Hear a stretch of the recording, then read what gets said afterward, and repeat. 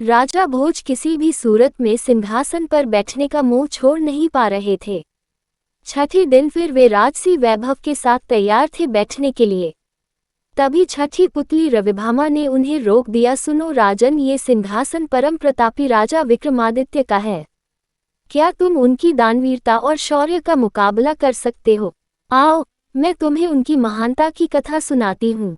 एक दिन विक्रमादित्य क्षिप्रा नदी के तट पर बने हुए अपने महल से प्राकृतिक सौंदर्य को निहार रहे थे। बरसात का महीना था, नदी उफन रही थी और अत्यंत तेजी से बह रही थी। इतने में उनकी नज़र एक पुरुष, एक स्त्री और एक बच्चे पर पड़ी। उनके वस्त्र तार तार थे और चेहरे पीले। राजा देखते ही समझ गए कि वे बहुत ही निर्धन हैं। सहसा वे तीनों उस नदी में छलांग लगा गए। अगले ही पल प्राणों की रक्षा के लिए चिल्लाने लगे। विक्रम ने बिना एक पल गंवाए नदी में उनकी रक्षा के लिए छलांग लगा दी। अकेले तीनों को बचाना संभव नहीं था, इसलिए उन्होंने दोनों बेतालों का स्मरण किया। दोनों बेतालों ने स्त्री और बच्चे को तथा विक्रम ने उस पुरुष को डूबने से बचा लिया। तट पर पहुंचकर उन्होंने जानना चाहा वे आत्महत्या क्यों कर रहे थे।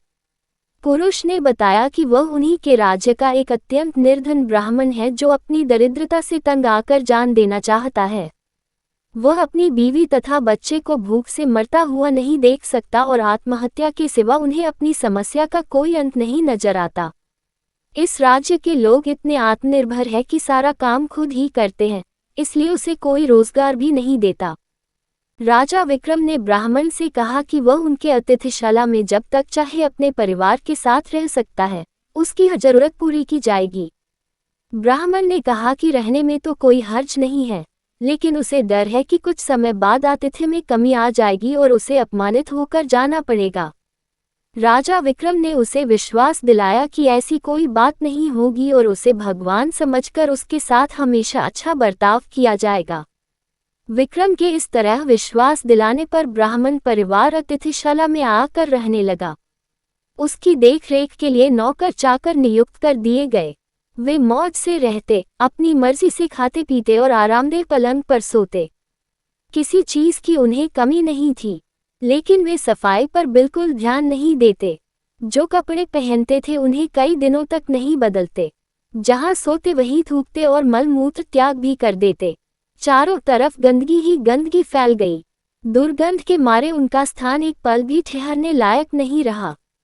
नौकर चाकर कुछ दिनों तक तो धीरज से सब कुछ सहते रहे, लेकिन कब तक ऐसा चलता। राजा के कोप की भी उन्होंने परवाह नहीं की और भाग खड़े हुए। राजा ने कई अन्य नौकर भेजे, पर सब के सब एक ही जैसे निकले। सबके लिए ये काम असंभव साबित हुआ। तब विक्रम ने खुद ही उनकी सेवा का बीड़ा उठाया। उठते बैठते, सोते जगते वे ब्राह्मण परिवार की हर इच्छा पूरी करते। दुर्गंध के मारे माथा फटा जाता, फिर भी कभी अपशब्द का व्यवहार नहीं करते। उनके कहने पर विक्रम उनके पांव भी दबाते। ब्राह्मण परिवार ने हर संभव प्रयत्न किया कि विक्रम उनके आतिथ्य से तंग आकर अतिथि सत्कार भूल जाएं और अभद्रता से पेश आएं, मगर उनकी कोशिश असफल रही। बड़े सब्र से विक्रम उनकी सेवा में लगे रहे, कभी उन्हें शिकायत का कोई मौका नहीं दिया। एक दिन ब्राह्मण ने जैसे उनकी परीक्षा लेने की ठान ली। उसने राजा को कहा कि वे उसके शरीर पर लगी विष्ठा साफ करें तथा उसे अच्छी तरह नहला धोकर साफ वस्त्र पहनाएं। विक्रम तुरंत उसकी आज्ञा मानकर अपने हाथों से विष्ठा साफ करने को बढ़े। अचानक चमत्कार हुआ, ब्राह्मण के सारे गंदे वस्त्र गायब हो गए। उसके शरीर पर देवताओं द्वारा पहने जाने वाले वस्त्र आ गए। उसका मुखमंडल तेज से प्रदीप्त हो गया। सारे शरीर से सुगंध निकलने लगी। विक्रम आश्चर्यचकित थे। तभी वह ब्राह्मण बोला कि दरअसल वह वरुण है। वरुण देव ने उनकी परीक्षा लेने के लिए ये रूप धरा था। विक्रम के अतिथि सत्कार की प्रशंसा सुनकर वे सपरिवार यहाँ आए थे। जैसा उन्होंने सुना था वैसा ही उन्होंने पाया, इसलिए विक्रम को उन्होंने वरदान दिया कि उसके राज्य में कभी भी अनावृष्टि नहीं होगी तथा वहां की जमीन से 3-3 फसलें निकलेंगी।